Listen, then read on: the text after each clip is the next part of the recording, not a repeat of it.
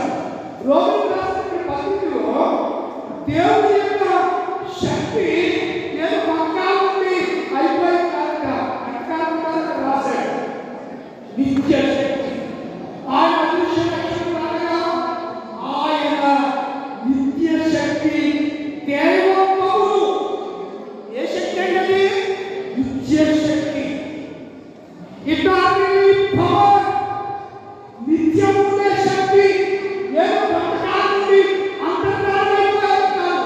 పరమాణువులు ఉంటాయి, న్యూట్రాన్స్ ప్రకారం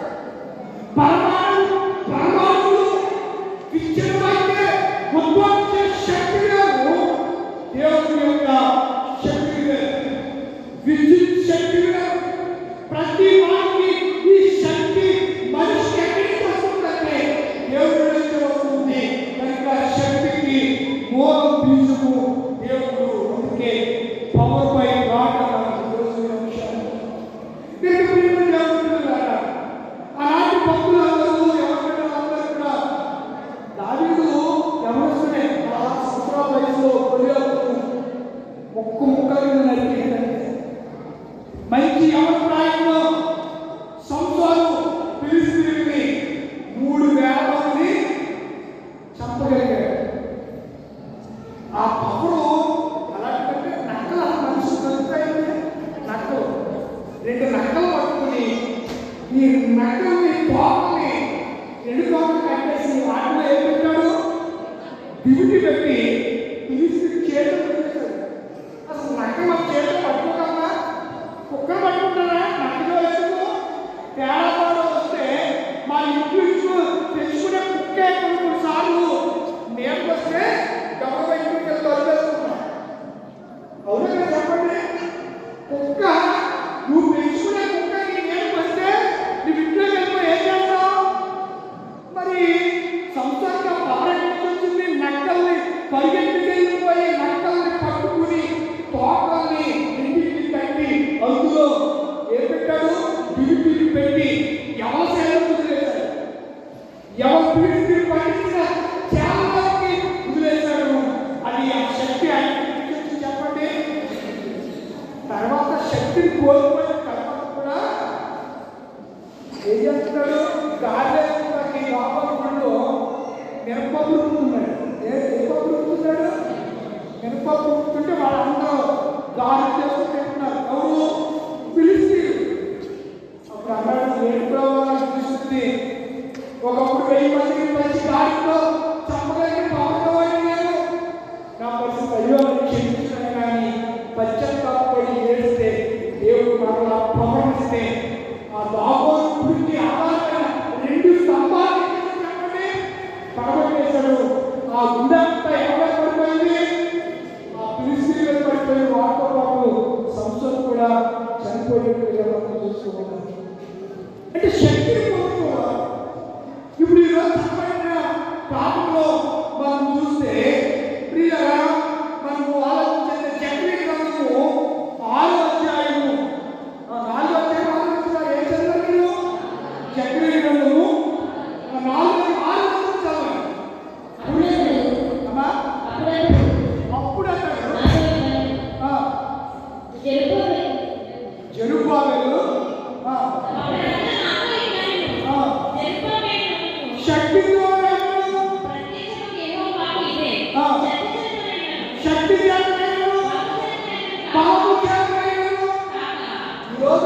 శక్తి బాబు ఈరోజు అవసరం అది శక్తి బాబు కాక నా ఆత్మ చేతని ఆత్మ పవర్ ఆత్మ చేతని కార్యము శక్తి చేతనాలు నీకున్న శక్తి సామర్థ్యాలు నీకున్న తెలివితేటలు చాలవు. సొలొమోనుకున్న తెలివితేటలు చాలగా దేవా నీ ఇచ్చే శక్తిని నాకు ప్రసాదించమని దేవుడు అడిగాడు. నీ జ్ఞానం నాకు ఇవ్వమని అడిగాడు. నీ శక్తిని నాకు దయచేయమని అడిగాడు. యేసు ప్రభువారు కూడా ఈ లోకంలో సేవ చేయడానికి పరిశుద్ధాత్మ అభిషేకం పొందడానికి బాప్తిస్మం యోహాను చేత యోర్దాను నదిలో బాప్తిస్మం పొందగానే పరిశుద్ధాత్మ శక్తి ఆయనలోకి దిగి వచ్చింది. పరిశుద్ధాత్మ శక్తి భక్తులై ఉండాలి.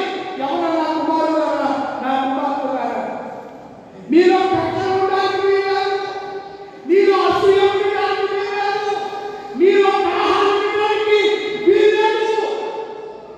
ఉంటే సర్వనాశనాన్ని కోరుకున్నట్లే ఒళ్ళు ప్లేసుకుంటే ఏమవుతుంది చెప్పండి? ఇవన్నీ ఉంటే ఏమాత్రం ఆశీర్వాదం ఏ మాత్రం ఆశీర్వాదం దేవుని ఆధారపడాలి. ఎవరి ప్రాయంలోనే దేవుని వైపు చూసే భాగ్యం కలగాలి. దేవుని వైపు చూడాలి, లోకం వైపు చూడకూడదు. కలవంటిది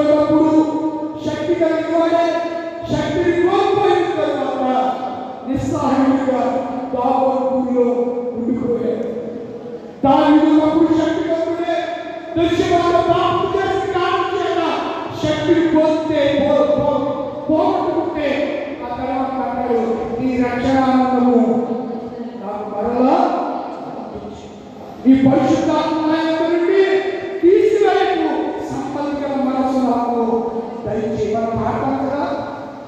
అలాగే మన లోకంలో దేవుని శక్తిని పొందుకున్న తర్వాత పోగొట్టుకుంటే ఆ శక్తి నిష్ప్రయోజనం.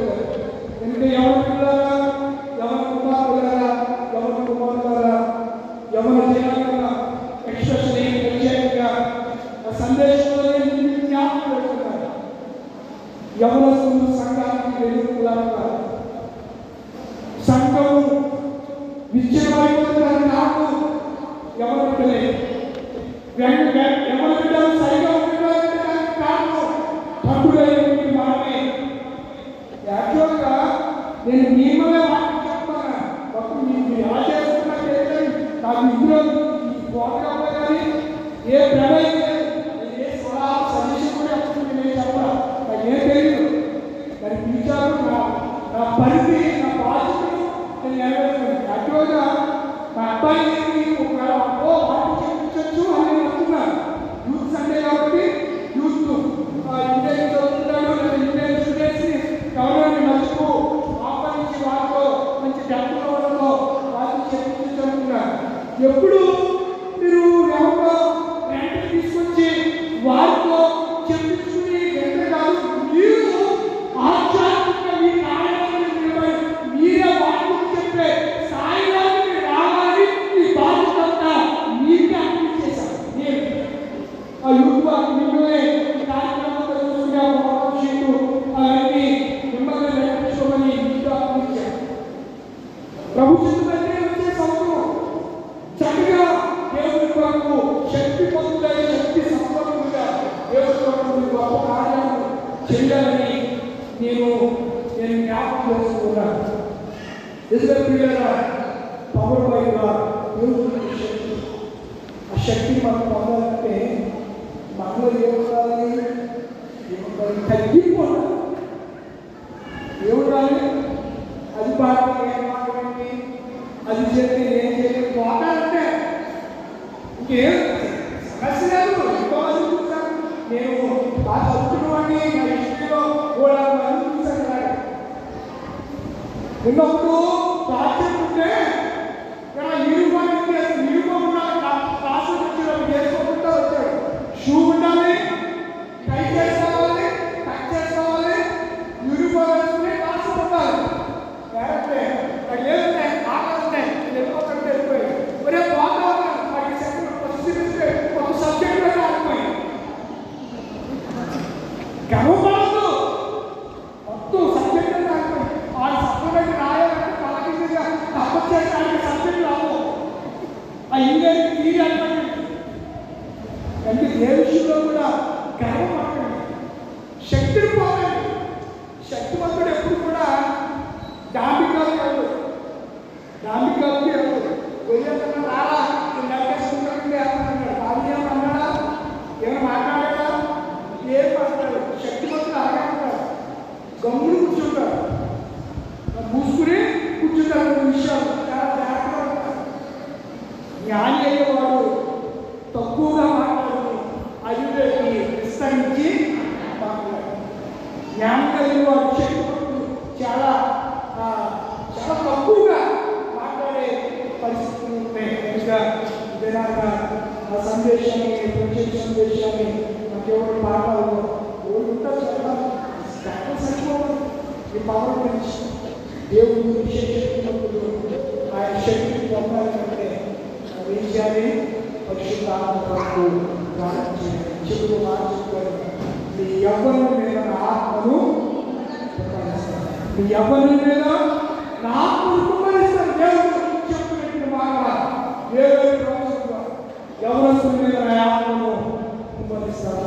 ఇంకా ఎప్పుడైతే దేవుడి ఆత్మ మీరే కుమ్మరి పడుతుందో దేవుడు ఆత్మ మీలో వస్తాను. మీరు పవర్ పైగా దేవుడి శక్తి పొందుకున్నవారుగా ఉంటారు. అట్టి కృప యవ్వనస్తులైన బిడ్డలైన మీ అందరికీ దేవుడు అనుగ్రహించుగాక.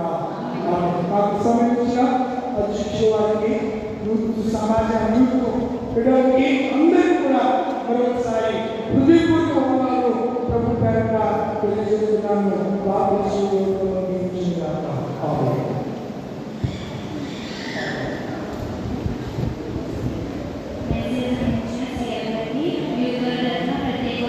ప్రత్యేక వందనాలు.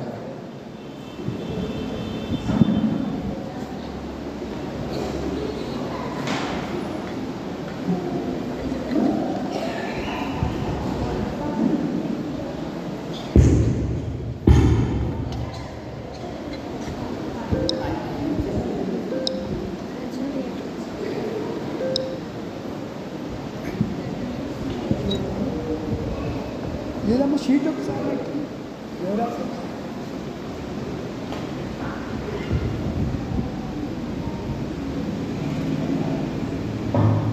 లేచి నిలబడడం, లేచి నిలబడడం,